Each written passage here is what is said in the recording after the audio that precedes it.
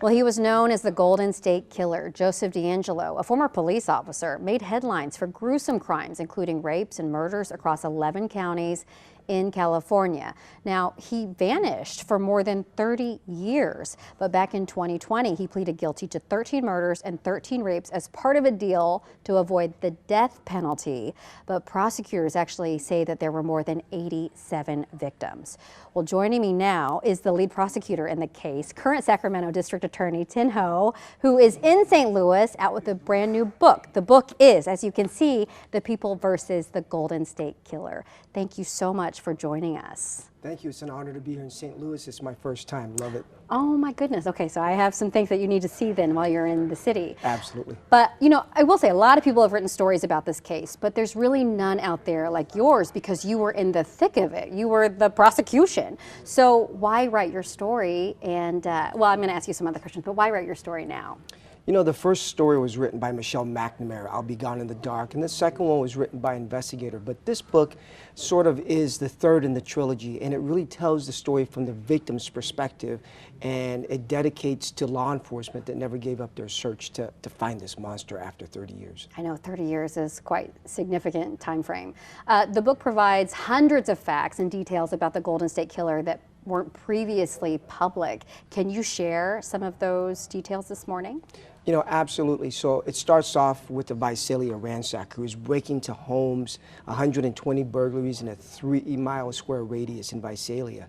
And it turns out that at that time, Joseph DeAngelo was the ransacker. He was also a police officer. He was on the task force to find the ransacker, and he was, in fact, the ransacker himself. Incredible. Wow. And so no one knew that before? No one knew that until he was cornered in a backyard and was in a shootout with a police officer who saw his face. And then he vanished from Visalia, moved up to Sacramento, and that's when his rapes happened up there, and he was dubbed the East Area Rapist. Wow, that's incredible. I'm just wondering, how has this case impacted your life?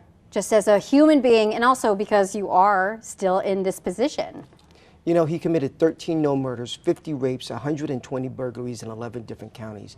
You know, as a prosecutor, you take in so much darkness and evil, and it stays with you. But really, this is a testament to the perseverance of the victims and the law enforcement officer that never gave up the search for him. And how we found him was revolutionary, using genetic genealogy.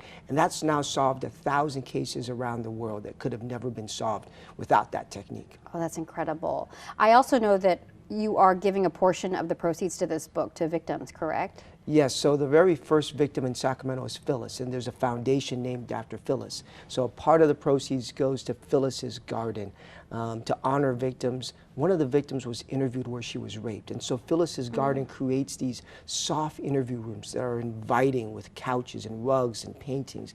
And so we build those interview rooms with Phyllis's Garden. Oh my gosh, that's incredible.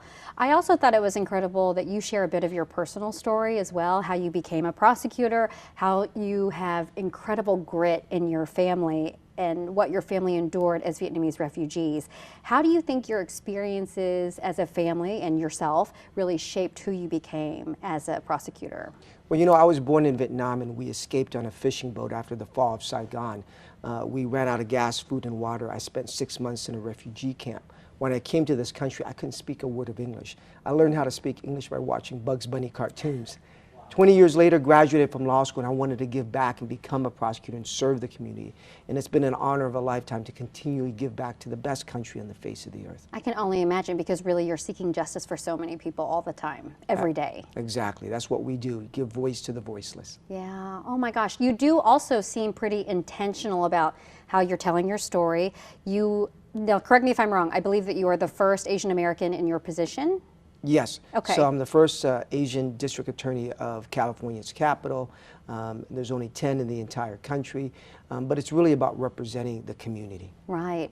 And I will say, the publisher, I read somewhere that you picked the publisher on purpose as well, Third State Books, because that's an API publisher as well. Absolutely. So Third State is a predominantly API publisher, and it's an amazing publishing company that really was able to get this book into you know, the community, and let me tell the story not only as a prosecutor, as an Asian American, but as a servant of our community.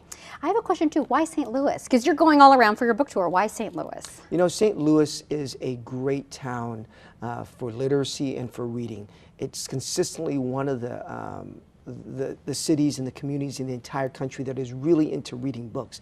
And so I wanted to start off the book signing tour in St. Louis. This is the first event that we're having, so I love it. It is a really big book city. I love that for you. What do you want readers to take away from your book? You know, the book really captures really covers the investigation, the capture of the case, but it also tells the story of victims and officers, and it's a thrilling, you know, you can't put the book down when you read it. So we're going to have a book signing event tonight. I'm excited. I'm going to be there, so I'll see you. And I just want to let you know, so you can catch Thien Ho tonight at Left Bank Books. He's also going to be in conversation with lawyer Ruth Kim. Ruth is an amazing conversation partner, so I think you'll really enjoy that. But be sure to RSVP at leftbank.com to secure your spot. Actually, I think you can probably walk in, but maybe you want to pre-order a book as well.